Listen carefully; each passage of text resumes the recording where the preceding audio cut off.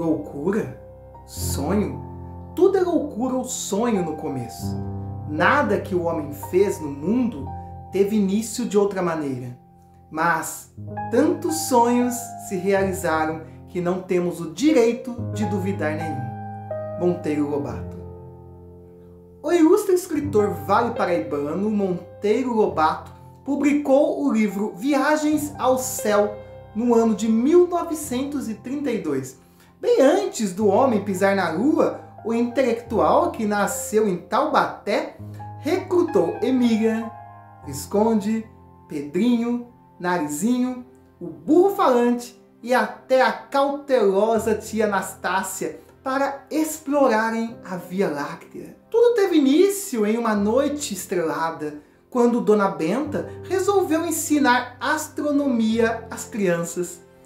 Na varanda do sítio do Pica-Pau Amarelo, observaram o céu e discorriam sobre os sábios que se dedicaram a estudar os mistérios do cosmos. Foi então que a turminha resolveu fazer uma viagem ao céu, para observar bem de perto os astros e o espaço. Pegaram carona na cauda de um cometa, passaram pelas constelações e por todos os planetas do Sistema Solar. Conheceram São Jorge e o Dragão na Lua. Inspirada na ficção científica e mesclando a sabedoria popular com a ciência, essa obra, fruto de uma mente brilhante do nosso Vale do Paraíba, não só diverte, como ensina e expande a fronteira da curiosidade. Viagens ao Céu, ao prenunciar a chegada do homem à Lua, mostrou que seu autor se mantinha a par da ciência do seu tempo, que já afirmava que o universo está em expansão, havendo muito a ser ainda descoberto. Um pouco mais de meio século após a publicação deste livro, no dia 19 de maio de 1986, os céus do Vale de Lobato é palco da maior invasão de OVNIs do mundo. E isso aconteceu sobre a área de São José dos Campos, envolvendo testemunhas como o então presidente da Petrobras na época e fundador da Embraer, Sr. Osiris Silva, pilotos da FAB, pilotos de caça da FAB, controladores de voo e uma grande parte ainda da população. Com toda certeza, se o rei da nossa literatura infantil, Monteiro Lobato, ainda estivesse vivo nessa época, teria ganhado nova inspiração para suas histórias e personagens pertencentes à cultura da sua terra, e ao mesmo tempo incentivando o conhecimento e a curiosidade científica. Mas desta vez, a viagem não seria ao céu, mas pelo céu da nossa região paulista. E os viajantes não seriam a turma da Emília, mas possivelmente o seu sítio do Pica-Pau Amarelo. É ele que receberia os visitantes vindos do céu. Essa também foi a inspiração para esse documentário, que mostrará como há mais mistérios entre a abóbada celeste e a terra do Vale do Paraíba. Então vamos começar? Da Viagem ao Céu de Lobato, A Noite dos OVNIs de Osiris Silva, uma coletânea dos casos ufológicos do Vale do Paraíba, interior de São Paulo. Vamos lá! Caçapava, interior de São Paulo, é o local onde aconteceu um dos mais incríveis casos de avistamento de disco voador e seres extraterrestres. No dia 8 de novembro de 1979, foi publicado no antigo jornal Vale Paraibano uma matéria do jornalista Camões Filho e fotos de Jandir Aparecido de Paula, que publicaram esse fato realmente incrível. O caso ocorreu a uns 5 quilômetros de Caçapava Velha, na Fazenda São Pedro, na época, propriedade do senhor Haroldo Araújo de Vasconcelos. Benedito nasceu em 1944. Como na fazenda não tinha luz elétrica, logo que o sol se pôs no horizonte e chegava a noite, ele e a família iam dormir. O episódio aconteceu em agosto de 1978, numa época de seca, na madrugada de um domingo. Como fazia todos os dias, Benedito saiu de sua casa até a casa da fazenda onde ele trabalhava, uma caminhada de mais ou menos uns 15 a 20 minutos. A uma distância de 200 a 300 metros aproximadamente, havia um escritório e instalações onde eram guardados o trator e uma carreta. Ele acendeu as luzes internas e externas do escritório e de todo o local e ligou o trator.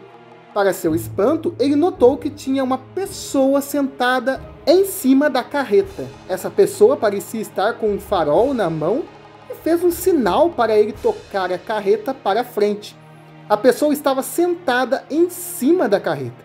Conforme a descrição, esta pessoa parecia conosco.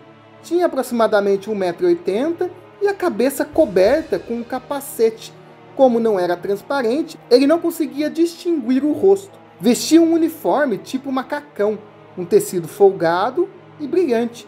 Na mão possuía algo como se fosse um farol na mão direita, preso a uma haste curta, do tamanho do farol de um carro. Benedito disse que quando a luz foi direcionada a ele, ele diz ter ficado obediente àquele ser.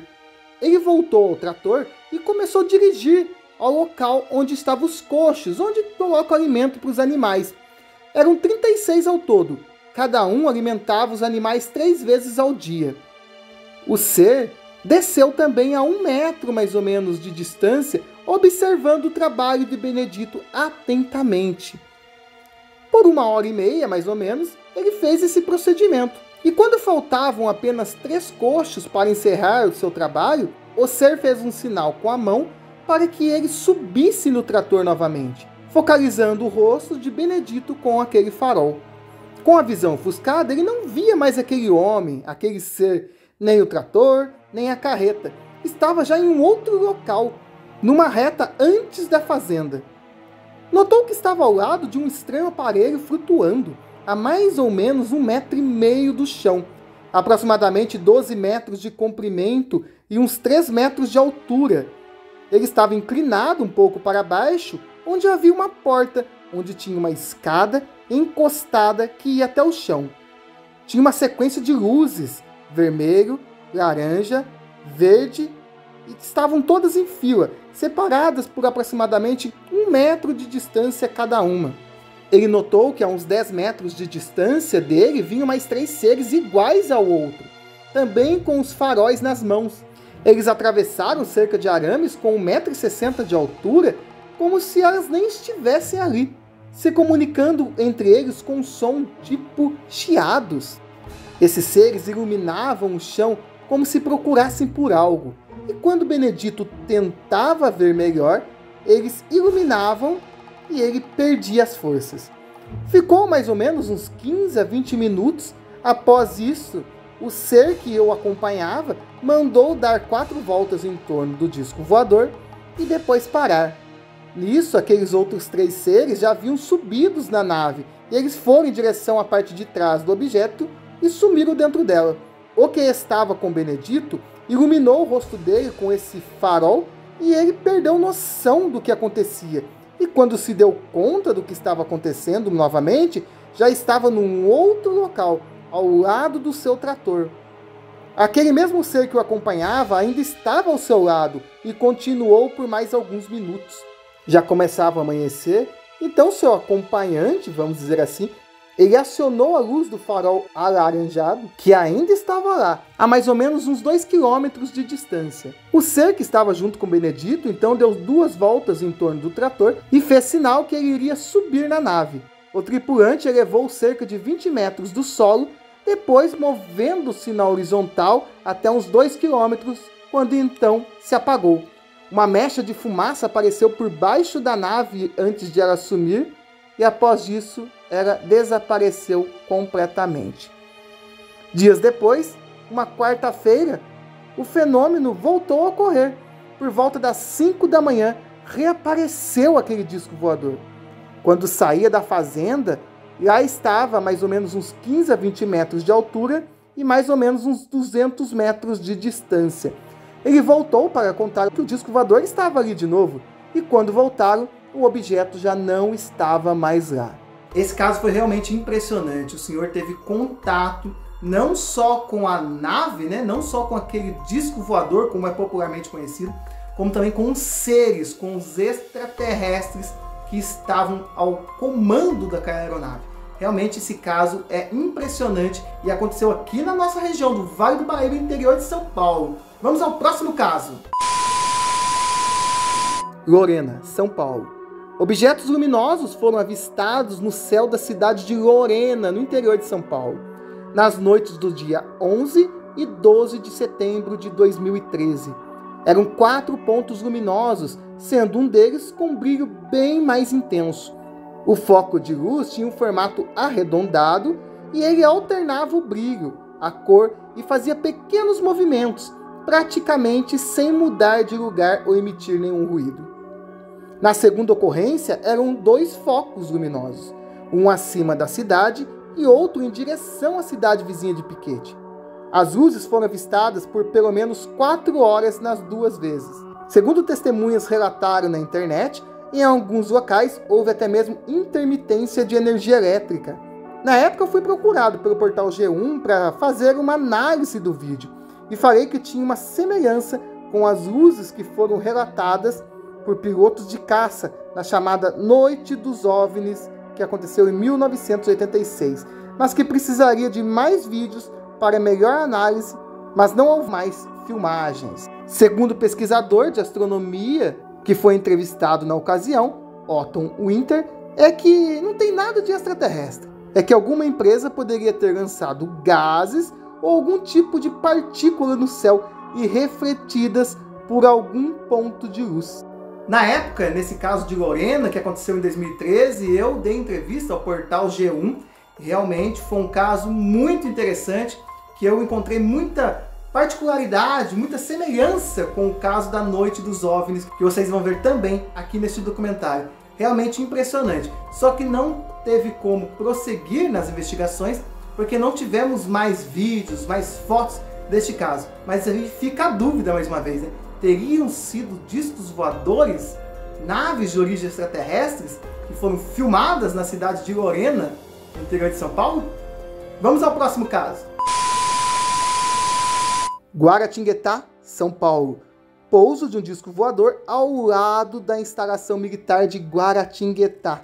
Foi numa madrugada, no dia 2 de dezembro de 1996, quando um objeto luminoso foi avistado por várias pessoas que moravam próximo à Escola de Especialistas da Aeronáutica, a EEAR, em Guaratinguetá, São Paulo. No dia seguinte, o ufólogo Walter de Oliveira esteve no local e descobriu uma marca circular de aproximadamente 8 metros de diâmetro, a 100 metros apenas da EEAR. Dentro da marca, o capim estava amassado e com indícios de exposição ao calor, pois apresentava-se chamuscado. Em 4 pontos nas bordas do círculo, bem como no seu interior, haviam pontos queimados. Na parte de fora da marca, a vegetação estava totalmente intacta. Durante a pesquisa, ufólogos filmaram e fotografaram a estranha marca. Foram colhidas amostras de vegetação que foram enviadas para análises na Unital, em Taubaté, São Paulo. Posteriormente, com a divulgação do caso, o local foi aterrado sob a alegação de construir uma divisa entre o aeroclube local e a escola de especialistas. Impressionante ver as marcas no solo que esse objeto deixou ao pousar ao lado da instalação militar. Mas infelizmente esse caso acabou entrando no esquecimento, não foi tão divulgado pela mídia. Conforme vocês ouviram aqui nesse vídeo, foi enviado para a Unital, Universidade de Taubaté, mas não tivemos retorno a respeito do que teria acontecido com aquelas plantas. Se poderia ter sido alguma interferência por algo externo, alguma tecnologia, realmente aí fica a dúvida. Um disco voador pousou ao lado de uma instalação militar na cidade de Guaratinguetá, interior de São Paulo?